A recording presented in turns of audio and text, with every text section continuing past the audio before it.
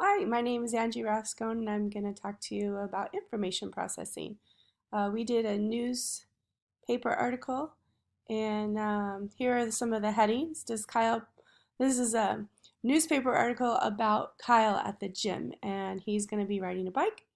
And we're going to talk about the way that he processes the information that he receives at the gym, the sights, the sounds, the feelings, the temperature, the smells, all of those things that are processed by um, his sensory input and his brain, all those things that are also going to give him an output. So, some of the titles of our newspaper about Kyle are: one, he's taking a trip to the gym; two, what's he going to be paying attention to? How does the information get into the processing center of Kyle's brain? And does Kyle process things in series or in parallel? And what's happening to his brain? So here we go. The first heading, and we have our nice little picture here that kind of describes a little bit of Kyle. The first heading is a trip to the gym. How does Kyle process his experience at the gym? When he first comes in, he may hear the sounds of the gym, see the lights, feel the sensations of the machine he's working with. All of his sensory experiences are called information processing. The stimuli are received through his senses and create pathways to tell his body how to react in different situations. So, Kyle is going to be reacting to the sights, the lights, the people that he sees, what's outside the window, what's in front of him in the mirror, the sounds that he's hearing, all the people talking, all the machines roaring, um, the touch that he feels, the grip on the bike, his feet pedaling, his muscles tensing up, the smells of sweat, the smells of whatever the gym is pumping into the room, the freshness of the air, and also the temperature. Is it hot? Is it just a little bit warm? Is it humid? Is it cold? What's the temperature? So all that's called input into Kyle's sensory processing system. And what that input does is it goes into his memory for a very short time. He can hold about 5 to 9 things in his memory. And when that goes into his memory, it gives his body what it needs, his mind what it needs to start to process all that information. And as um, the body processes, the mind processes, it's going to tell him what does he need to do. Is this overwhelming, or what is it that he needs to pay attention to? So that's the next one. What is Kyle paying attention to? His eyes, his ears, his nose, his skin provide him with sensation, and they're allowing his body to focus on the external environment, and the information is placed into his short term memory, and his mind is awakened.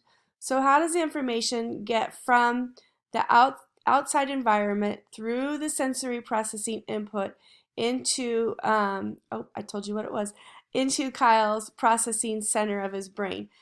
Through the input of the data, the sensory stimulus from the gym, like all the sensory things that we were talking about, it's processed through his previous experiences mixed with his experience right now, and it's going to tell his body exactly what to do. Now, this is the tricky part when we start to see kids in the school, how we can apply this information is that sometimes um, maybe Kyle's brain could misfire. It might tell the body to do something like jump up and down to the sounds or the lighting or the smell or temperature. If the process causes an overload, that's where we see Kyle experiencing behaviors like crawling into a corner, leaving the gym, maybe putting his hands on his ears, retreating, rocking back and forth, and um, he might even go into a temper tantrum if he's overstimulated and his system starts to kind of crash down. Um, so we want to know about this if Kyle processes all of these things in series. Now, if Kyle is processing in series, that means he's going to process the lights, then he's going to process the sounds, then he's going to process the sights. Um, he might be processing riding on a bike, and then when he's done, he has to stop, and then he might process talking to his neighbor who's also riding on a bike. So, uh, if he's processing things in parallel, he might focus on all these things at one time. So, he might be able to take in the environment, and he might be able to talk to his friend, and he might be able to ride a bike. Now, that would be an example of low road transfer learning, because his bike riding and possibly his experiencing the gym, all of that would almost be a semi-automatic process for him. So he automatically hops on the bike and his body knows what to do, and he's familiar with the sights and sounds, so his system is already acclimated. He didn't have to assimilate, he didn't have to accommodate. He is at a state of equilibrium with his prior schema, and he knows the schema very well. And uh, Kyle might also, instead of talking to a friend, he might want to listen to an iPod. Now, when he does all these things together again, that is Kyle processing everything in parallel. And I forgot to talk about what is happening to Kyle's brain, and that's just that his brain is being awakened by the data input, and it's processing everything, and it's going to be given out through the body, through behavior in data output.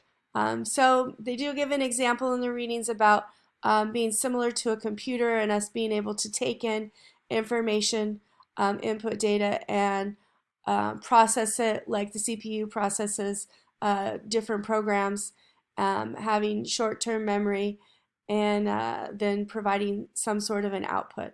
So that's what Kyle is doing while he's at the gym. He's experiencing all these things at once as he's exercising. If his brain does start to pay too much attention to one stimuli, like the lights, if he just focuses on the lights, or if he just focuses on the sensations of riding a bike, then Kyle might overexert himself. If he puts on an iPod and he's listening to his music and he just gets so into his music that he forgets about bike riding completely, he might actually overextend his exercise, his muscles, and he could pull a muscle or a ligament. And so he needs to make sure that his attention is not just focused on one thing, but he needs to continually reassess the environment, reassess what he's doing, reassess talking to his friend, and check in with his body every once in a while and make sure that he's not going to pull a muscle, make sure that his body is feeling really good and that it's not starting to hurt. He needs to be monitoring his time and monitoring his breathing and monitoring his heart rate, and that would be the assessment process of his brain that happens during that little short memory storage time when you're getting the input into the memory. Then the brain starts to process everything. It has to make an assessment of everything that's going on, and then whoop, out comes the output. So now Kyle is getting a little bit tired of bike riding. He's had enough. He's a little overstimulated with the lights, the sights, the sounds, and he's going to say goodbye to his friends. See you next time. I'll be in my semi-automatic mode and be able to bike ride and talk to you on our next adventure at the gym.